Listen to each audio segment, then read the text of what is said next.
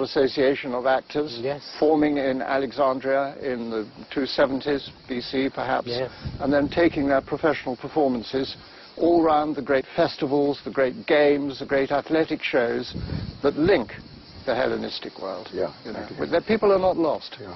Well, what happened afterwards with the Romans and then the Byzantine period, and we go then through medieval times, and after Renaissance we come to the 17th century, the century of the encyclopedists, where all the knowledge again in the manner of the Library of Alexandria, if you like, they gather all the human knowledge, and this brings about the age of enlightenment, and this is where we start again. Probably is the beginning of a new era for the human spirit. Yes. So there was a big gap, or do you think that all these things were actually working throughout the centuries? I think there was a break. I think obviously the territory up to the Euphrates River is lost. Beyond the Euphrates River is lost to the Parthian conquests and the Parthian kings. And though there is some interest still in the Greek legacy of medicine, logic and study at the Persian court, then of course very strongly with the Muslim caliphs, it is not the same as cities of Greeks settled speaking Greek, marrying women who are not Greek, who in turn bring up the children to speak Greek. This is gone. And the sense of a huge open frontier from Libya the whole way to modern India is disappeared. And when it returns, I would stress this, it is with a different relation and emphasis on the religious life. Islam was so strong because it was a way of life. It guided you in your values, your sense of yourself, your moral behavior, you in front of God, with no secular power of the state, had full legitimacy. Alexander brought no creed, no religious belief. He believed the gods he met in Asia were often other names for his own Greek gods. There is no attempt to impose Macedonian religion. It is not a conquest that through religion changes man's place in the world. It maybe does so for those able to afford it through the gymnasium and the education centers, the schools that set up in many of the cities. Omnio Dia, Γην, Ήλιον, Απόλλω, Ηρακλήν, Ερμήν, γυμνασιαρχήσω κατά των νόμων των γυμνασιαρχικών. Όσε δε μίεν το νόμο γέγραπτε, γνώμη τι εμ' αυτού χρώμενος, ως αν δίνομαι οσιότατα και δικαιότατα, ούτε φίλο χαριζόμενος, ούτε εχθρών βλάπτων, παρά το δίκαιον και των υπαρχουσών προσόδων της νέης.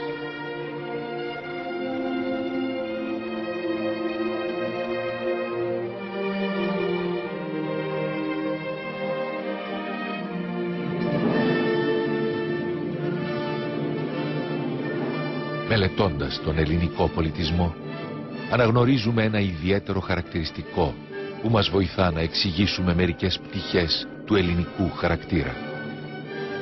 Το αθλητικό πνεύμα, όπως αυτό καλλιεργείται στα γυμναστήρια και αποκορυφώνεται στους Ολυμπιακούς και άλλους αθλητικούς αγώνες. Στην ουσία, το συναγωνιστικό πνεύμα, το οποίο στόχευε στο να υπερέχει σε οποιοδήποτε εγχείρημα και όχι αποκλειστικά στον αθλητικό στίβο. Υπεροχή που σημαίνει για το άτομο την υπέρβαση του εαυτού του, καθώς μόνο υπερβαίνοντας τον εαυτό του κάποιος μπορεί να φτάσει το ανυπέρβλητο που αποτελεί και το ομηρικό ιδεώδες.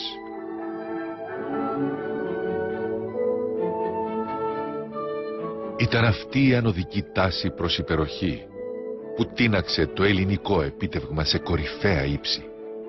Η τάση που δημιούργησε σπουδαίους άνδρες, μεγαλειώδη έργα και υπέροχες πράξεις. The Hellenistic period was the prototype of what happened later on.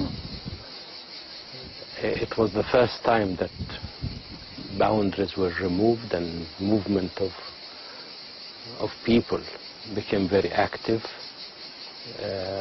across the three continents, the three ancient continents of Europe, Asia and Africa.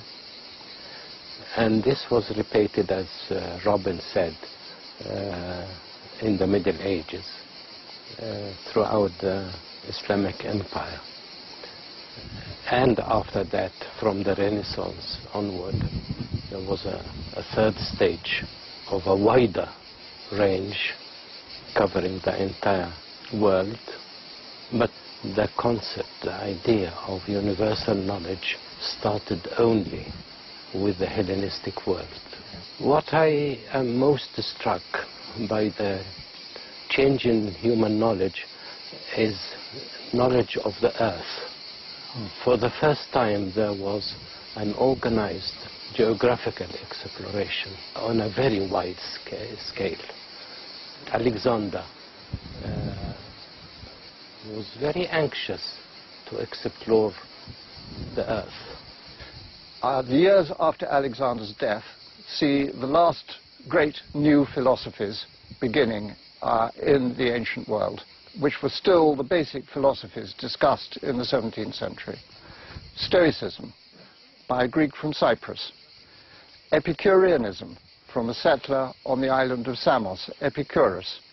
Skepticism, Pyrrho the skeptic, who traveled with Alexander and is said to have said that he had seen so much that he could no longer believe that anything was certain. Skepticism was born from all the wonders and unimagined life with Alexander.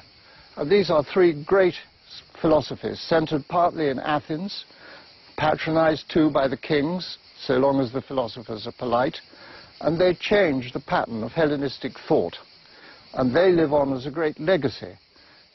Skepticism, with all the French thinkers, Pascal, Descartes, and so on, in the 17th century. Stoicism, again, the questions of ethics, even underlying the way that Shakespeare presented the Romans. Yes. These are world-changing ideas, and they come in the first 20 years after Alexander's death. Yes. In addition to philosophy, understanding the universe was a new question. Yes. That, motivated the human mind. The well-known measurement of the circumference of the Earth by Eratosthenes, and the idea that the sun was the heliocentric system of the universe with Aristarchus of Samos.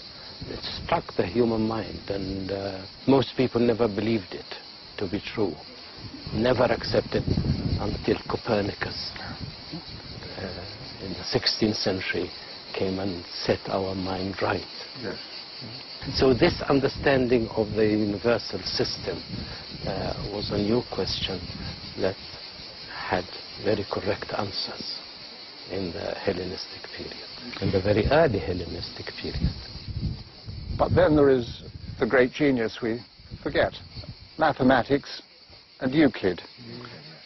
Euclid's axioms and postulates are the foundations of mathematical thought. This is an amazing achievement. Mathematics perhaps invented by Hippocrates of Chios in about 440 to 430, but it is Euclid who sets the standard of proof, demonstration, which are modern standards. In Oxford now, when Euclid is honored, all the great professors in maths come in order to listen to papers given about his theories to see how their studies began. There is no discouragement of the mathematical approach to the universe. Nobody is going to persecute it as if it is irreligious or wrong in some way. Perhaps the Vatican might have been more difficult than the Ptolemies.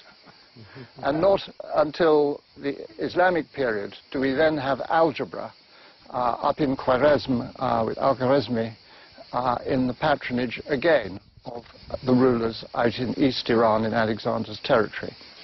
The contribution that touches us most is the contribution of the thinkers. I think so. The foundation of skepticism, Stoicism, the thought of Euclid, of the great Eratosthenes and the theories of the circumference of the Earth, where he is nearly accurate.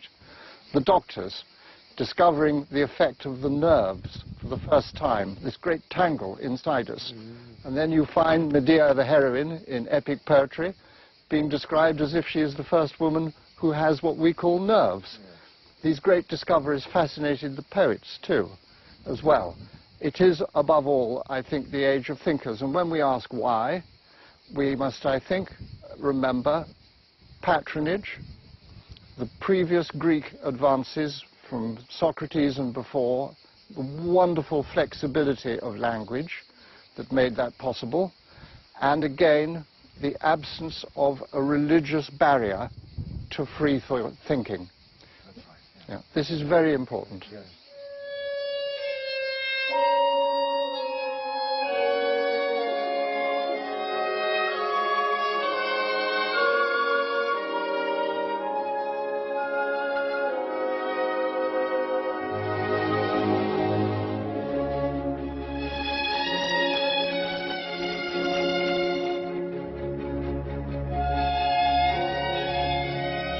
We are in a very important place, the very place that Aristotle taught Alexander the Great and his partner.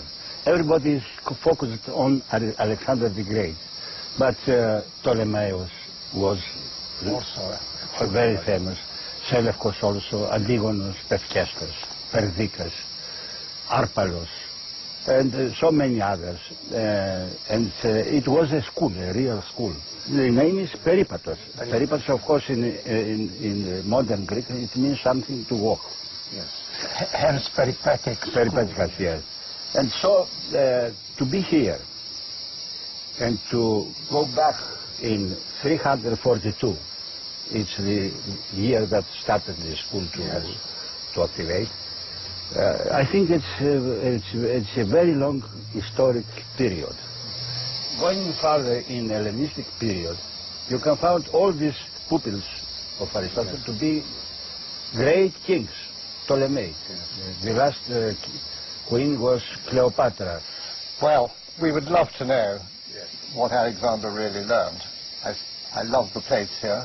Sometimes I think he looked out far to the far horizon and dreamt of riding Bucephalus in the evening and playing with the boys. You know, Aristotle was a great reader, and